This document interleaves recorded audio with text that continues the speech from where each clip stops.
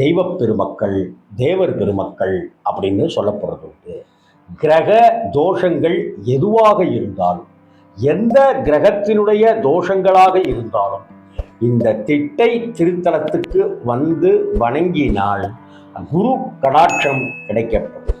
குருவின் கடைக்கண் பட்டுவிட்டால் சகல தோஷங்களும் நிவர்த்தியாகும். திட்டையில் குடிகொண்டிருக்கும் சிவபெருமானுடைய திருநாமம் வசிஷ்டேஸ்வரர் அப்படின்னு பேர். இந்த ஸ்தலத்துக்கு அப்படி என்ன பெருமை அப்படின்னா, அந்த நவகிரகங்களில் ஒரு கிரகமாக திகழ்கின்ற குரு பகவான், குரு பிரகஸ்பதி இங்கே ராஜகுருவாக தனி சந்நிதியில் தரிசனம் தந்து கொண்டிருக்கிறார். பொதுவாக குரு பகவானுக்கு அப்படி தனி சந்நிதி என்று இருப்பதில்லை. குரு தட்சிணாமூர்த்தி கோஷ்டத்தில் இருப்பதையும்